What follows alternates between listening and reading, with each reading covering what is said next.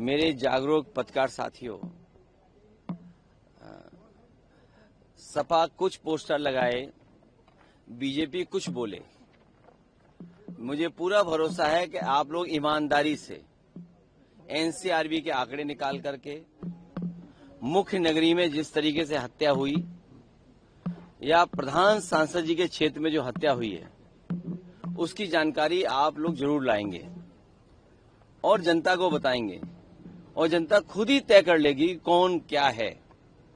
इधर उत्तर प्रदेश में अभी तक तो ये देख रहे थे गरीब को इलाज नहीं मिल रहा, दवाई नहीं मिल रही। सरकारी अस्पताल में अगर गरीब जा रहा है तो उसका लिए कोई देखभाल करने के लिए डॉक्टर नहीं है। सरकारी अस्पतालों को बिल्कुल सरकार ने बर्बाद कर दिया। लेकिन अब सुनने को मिल रहा है कि अगर गरीब जाएगा तो उसकी किडनी निकाल लेंगे। ये नई चीज चल रही है भारतीय जनता पार्टी सरकार में। अगर आप इलाज कराने कहीं गए तो हो सकता है आपकी किडनी निकाल दें। कुछ दिनों बाद आपको पता लगे आपकी किडनी है ही नहीं, बीजेपी की सरकार में किडनी निकल गई आपकी। और फिर आए दिन एयरपोर्ट पे गांजा पकड़ा जा रहा है। ये गांजा थोड़ा शब्द खराब लग रहा है, लेकिन वनस्पति पकड़ी जा रही है। कल ही रात को सुनने में आया कि लखनऊ में एक वनस्पति कम पड़ गई थी। इतनी टेंशन में है बीजेपी के लोग, या पता नहीं क्या टेंशन है किसी को कि वनस्पति कम पड़ गई तो किसी विदेश से मंगाई गई और एयरपोर्ट पे वनस्पति पकड़ी गई। बताइए आप, ये लखनऊ का एयरपोर्ट हमें आपको आने जाने के लिए है, ये गांजा लाने के लिए नहीं है। बताओ, इनकी सरकार में गांजा आ रहा है एयरपोर्ट में, ट्रेन से गांजा आ रहा है, ट्रक में रख करके गांजा आ रहा है, तरबूज के नीचे छिपा के गांजा ला रहे हैं।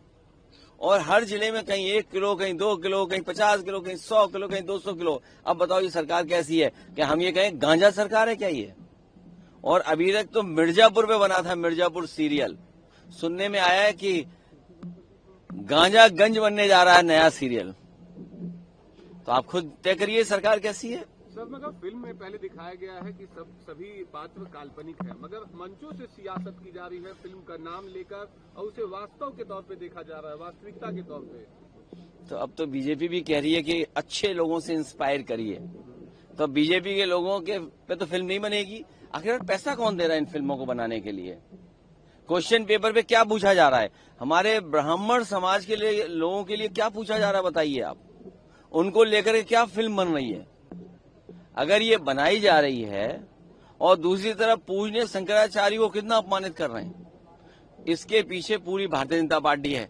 इसलिए आप लोग भी भारतीय जनता पार्टी से बच के रहें। सर, उत्तर प्रदेश सरकार ने शिक्षा मित्रों की मानदेय बढ़ा दी है, सर कैसे देख रहे हैं? क्या गणित जानते हो आप? गणित नहीं समझते? कितना बढ़ाया इन्होंने? और समाजवादी सरकार में 40,000 रुपए मिलते थे।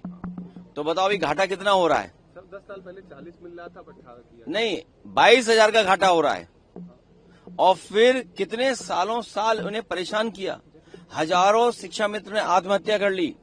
आज मैं फिर कहता हूं कि समाजवादी सरकार बनेगी और उस समय हमारे शिक्षा मित्रों ने साथ दिया होता तो आज उत्तर प्रदेश में समाजवादी सरकार होती और शिक्षा मित्रों को सरकारी नौकरी मिल गई होती। भविष्य में भी उनको अगर कोई न्याय दिला सकता है तो समाजवादी सरकार। सर, बनारस में गंगा में बियर पार्टी के केस में मुकदमा दर्ज किया गया है। तो ये कोई नई बात है क्या? बियर हर जगह पी रहे हैं लोग। जब से बीजेपी की सरकार आई है लोग बियर ही पी रहे हैं। टेंशन में है, परेशानी में है, क्योंकि ज्ञानेश जी पूरी बेईमानी करेंगे, अब और बेईमानी करेंगे। यूपी का चुनाव आ गया है तो चुनाव आयोग और बेईमानी करेगा। आप देखना 10 तारीख को जब रिजल्ट आएगा उसका, ये पक्की सूची बनकर के आएगी तो बहुत सारे लोगों का वोट ही नहीं होगा। चुनाव आयोग का काम है वोट को बनाना, सबके वोट बन जाएं। लेकिन ये पहला चुनाव आयोग है जो वोट काटने के पीछे पड़ा हुआ है। देखिए, महिला आरक्षण संख्या के आधार पे दे रहे हैं आप 1/3 देना चाहते हैं। 1/3 तो अंक है ना, संख्या है।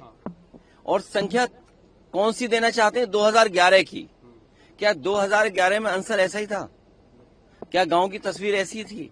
क्या शहर की तस्वीर ऐसी थी? जब 2011 से आबादी बढ़ गई है और आधी आबादी और बढ़ गई होगी, तो जो ग्राउंड रियलिटी है, जो आज की जनसंख्या है, उस पर आरक्षण की बात होनी चाहिए।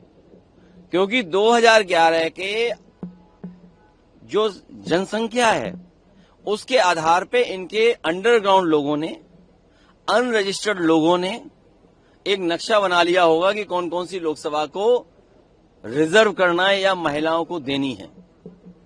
2011 की तो बनाना आसान है, लेकिन जब 2026 के बाद जो सेंसस होगा वो तो नया सेंसस होगा, क्योंकि लागू अभी नहीं होगा, लागू होगा 29 में। तो इतनी जल्दी क्या है, इतनी जल्दीबाजी क्या है इनको?